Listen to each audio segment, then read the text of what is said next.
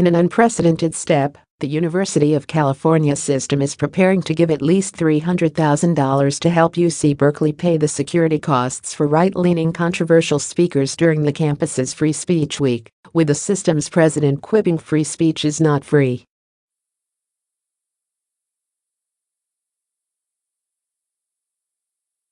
UC President Janet Napolitano said the school system would underwrite security costs through the end of the week-long event, which will feature provocateur Milo Yiannopoulos, former White House chief strategist Steve Bannon, and others.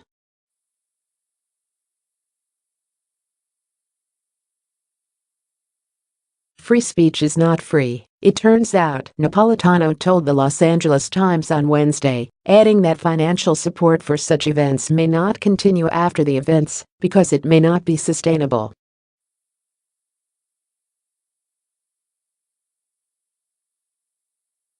The question, or the rock and the hard place, that Berkeley is in, and other university campuses, is the value put on free speech and the safety and security issues that are implicated.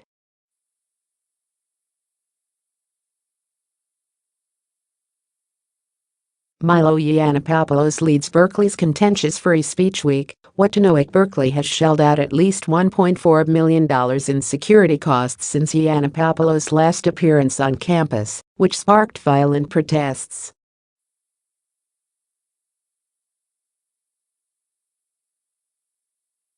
For that event, the campus spent $200,000 on security, followed by $600,000 for conservative commentator Ann Coulter.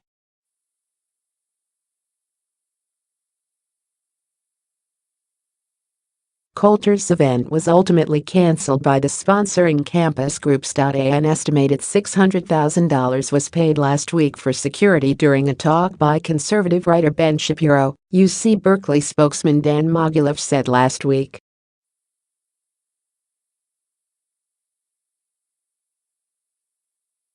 It's an incredible amount of money, Mogulev said last Friday, a day after the Shapiro event.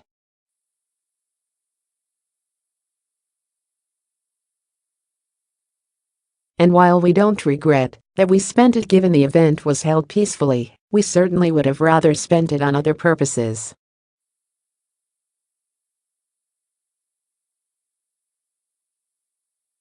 Yiannopoulos, who's organizing Free Speech Week, says he's lined up 20 speakers including writer Ann Coulter, blogger Mike Cernovich, and commentator Pamela Geller to speak on campus during the 4-day event that starts Sunday.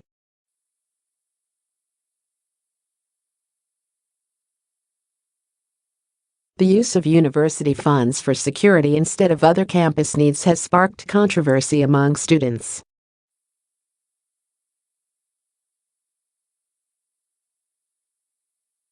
We experience every day the repercussions of our budget shortages, said Rigel Robinson, UC Berkeley's student body vice president of external affairs.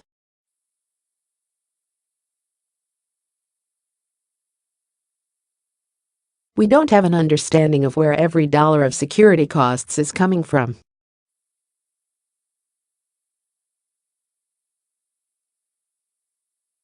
But the optics of the university being so willing to drop $500,000 to facilitate an event for one single student organization could not be worse.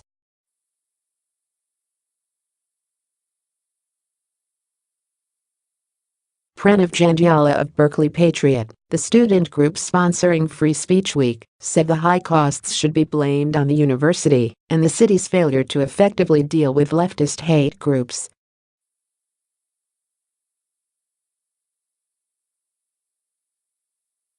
We're not responsible for the violence people choose to engage in that drives up the cost of police, Jandiala said.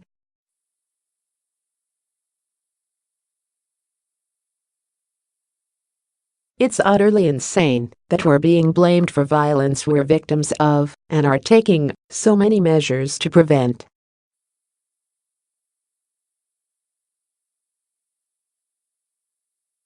Berkeley's reputation as a liberal stronghold and the birthplace of the 1960s free speech movement has made the city and campus flashpoints for the country's political divisions, drawing extremist groups from the left and right.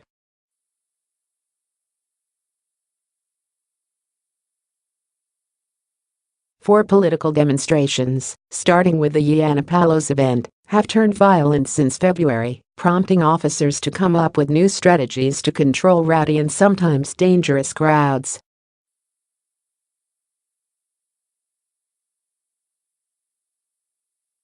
The university has struggled financially in recent years, but Mogilev said the security expenses would not cut into academic spending.